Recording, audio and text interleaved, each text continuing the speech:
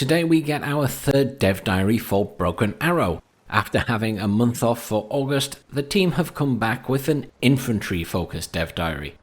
So after the previous dev diaries discussing vehicles and helicopters, the team want to note that in Broken Arrow, infantry is very important, because it has the upper hand over both of those in entire sections of the battlefield.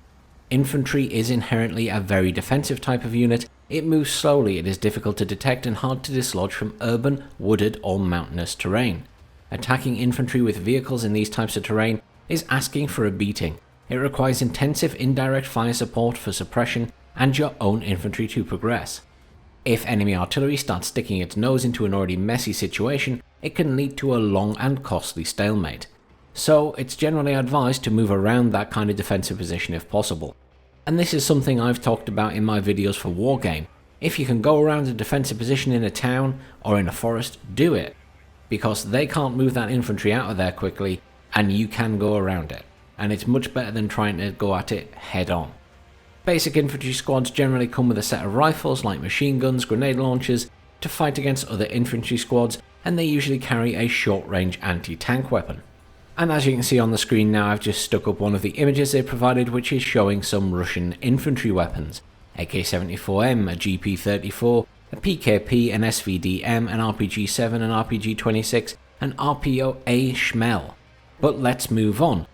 More specialized squads carry powerful long-range weapons, including heavy machine guns, anti-tank guided missiles or ATGMs, the man-portable air defense systems, MANPADs.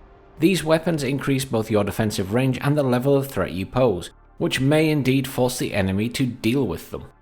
And again on the screen they've provided us a lovely image of some of the American infantry weapons, including the M4A1, the M203, the CQBR, the M110SASS, the M40A5, the M107, the Mark 16 SCAR-L, the M32, the AT4, the Carl Gustav, and a Javelin.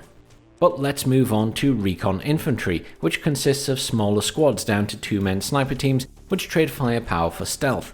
They also have better observation equipment than line infantry. They can be used to infiltrate enemy lines, to observe troop movements, find valuable enemy support units, and provide target designation for artillery and airstrikes to destroy them. An army without recon is blind, and you can't shoot what you can't see, so never underestimate the importance of recon squads. So much like in Wargame, recon is going to be really important in Broken Arrow. Don't leave home without recon. Simple as that. They go on to talk about Special Forces squads. They're versatile units that can be customized to fulfill many roles, ranging from recon teams on steroids, saboteurs able to blow up bridges, silent assassins using suppressed weapons, groups of marksmen using sniper rifles of multiple calibers, to heavy door kickers dedicated to clearing buildings in no time with full auto shotguns and multiple grenade launchers. Beware of that. When you meet enemy special forces for the first time, the nature of their equipment is always a surprise, but never a good one. Now obviously I could be wrong and you might disagree, let me know down in the comments, but it sounds to me like that means that you will be able to arm your special forces squads how you want, and then the enemy won't know exactly what they're going up against in these situations. The diary then goes on to talk about tactical mobility. Infantry on foot is very slow, so if you don't want your troops to arrive after the battle is over, you have to provide them with transport. Each transport method has its advantages and drawbacks.